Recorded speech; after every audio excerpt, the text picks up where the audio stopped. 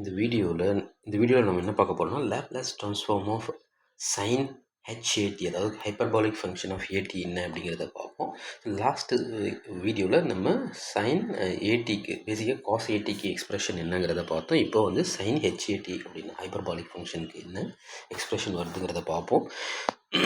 So basically Laplace transform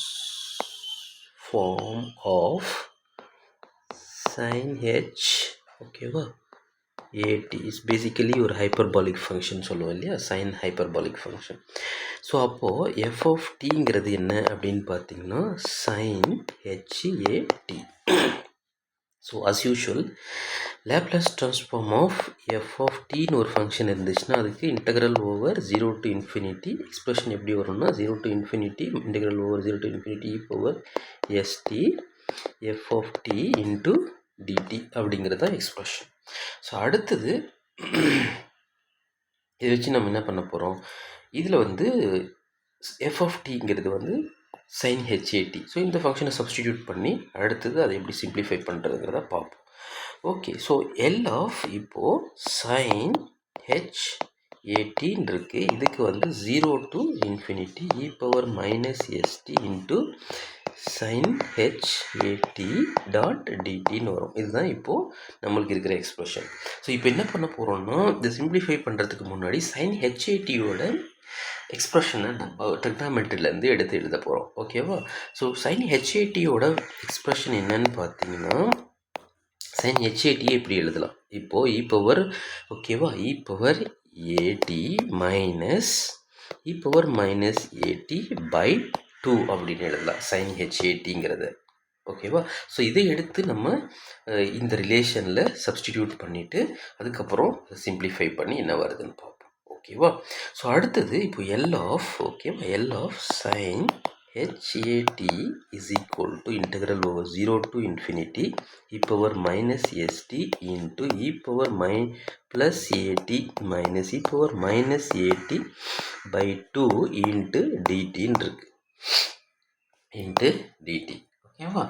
so இதுதான் வந்து இப்போ இருக்கிற எக்ஸ்பிரஷன். ஓகேவா? இது 2. ஓகே, இதுதான் எக்ஸ்பிரஷன் இப்போ மைனஸ் 80 டிவைட்டு 2.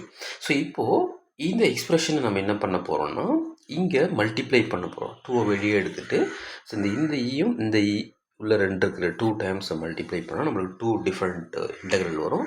அந்த இன்டெக்ரலை சிம்பிளிஃபை பண்ணிங்கன்னா நம்மளுக்கு கிடைக்கிறது தான் ஃபைனலாக ரிசல்ட். ஓகேவா? ஸோ இப்போது நம்ம என்ன பண்ண போகிறோம்னா இங்கே 1/2 காமனாக இருக்குது. So we will take 1/2 out from the integral and 0 to infinity.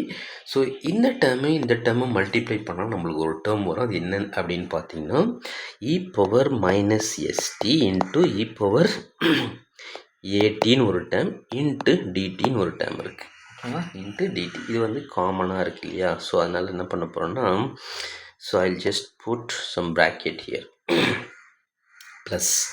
ஓகேவா? Plus so integral over 0 to infinity இந்த டேர்மை எடுத்து இந்த டேர்மால் மல்டிப்ளை பண்ணிங்கன்னா இது மைனஸ் கிடையாது, இது வந்து ப்ளஸ் கிடையாது, மைனஸ்னு வரும். ஏன்னா இங்கே நம்மளுக்கு மைனஸ் இருக்குது.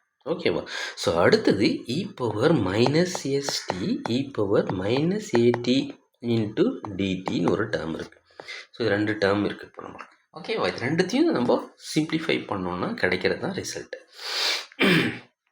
ஸோ அதுக்கு முன்னாடி இந்த இ பவர் டேர்ம்ஸை காமனாக அரேஞ்ச் பண்ணுவோம். ஸோ எப்படி அரேஞ்ச் பண்ணுறது? 0 to infinity இந்த பவரில் மைனஸ் எஸ்டி இருக்குது, இங்கே பவரில் மைனஸ் எஸ்டி, இது ப்ளஸ். ஓகேவா? So t is common. அப்போ என்ன பண்ணுவோம் இ பவர் ஓகேவா இ பவர் மைனஸை வெளியில் எடுத்திங்கன்னா எஸ் மைனஸ் ஏன்னு வரும். ஓகேவா? எஸ் மைனஸ் ஏ இன்ட்டு டின்னு வரும். அடுத்தது டிடி. ஓகேவா? அடுத்தது minus 0 to infinity E power minus வெளியே எடுத்தீங்கன்னா ஸோ பேசிக்காக மைனஸை வெளியில் எடுத்தீங்கன்னா என்ன வரும் அங்கே ப்ளஸ் எஸ் ப்ளஸ் ஓகேவா plus A into T into டிடிங்கிறது வரும். ஓகேவா? ஸோ இதுதான் expression no. Okay, S plus A இங்கே மைனஸ் விழுந்துச்சு, எஸ் ப்ளஸ் ஏ. ஸோ இப்போது இதை வந்து நம்ம அஸ் யூஷுவல் இன்டெக்ரேட் பண்ணணும். இல்லையா? இதை இன்டகிரேட் பண்ணிங்கன்னா இன்டகிரேட் பண்ணதுக்கப்புறம் லிமிட் சப்ஸ்டிடியூட் பண்ணி நம்மளுக்கு என்ன கிடைக்குங்கிறத நம்ம பார்க்கணும். ஓகே, ஸோ அடுத்தது you just write here 1/2. First இன்டெக்ரலில் வந்து நம்ம இன்டகிரேட் பண்ண போகிறோம். இது இன்டெக்ரல் பண்ண என்ன வரும்? Integrate. So e power minus S A, ஓகேவா? E power minus S A into T divided by minus S minus A அப்படின்னு வரும். ஓகேவா? எஸ் மைனஸ் ஏ அப்படின்னு வரும். as யூஷுவல் இதில் வந்து லிமிட் 0 to infinity. இங்கே வந்து என்ன வரும்? மைனஸ். ஸோ இதை சிம்பிளிஃபை பண்ண இ power minus S plus A into D, A into D. அடுத்தது என்ன வரும்? ஸோ பேசிக்காக இங்கே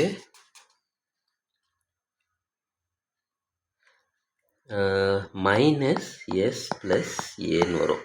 okay, so minus S plus A. இதில் வந்து 0 to infinity நம்ம லிமிட் சப்ஸ்டியூட் பண்ணணும்.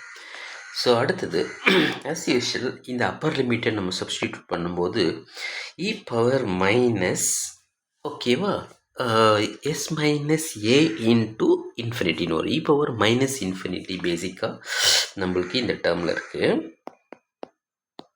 ஓகேவா? அப்போ அப்பர் லிமிட்டில் சப்ஸ்டியூட் பண்ணும்போது 0 ஆயிரும். ஏன்னா இந்த இன்ஃபினிட்டியில் வந்து இன்ஃபினிட்டி மைனஸ் இன்ஃபினிட்டி 0, அப்போ அப்பர் லிமிட் 0ன்னு வந்து. லோயர் லிமிட் சப்ஸ்டியூட் பண்ணும்போது இந்த இ பவரில் மைனஸ் இ பவர் 0, ஓகேவா, e power 0 divided by minus, ஓகேவா.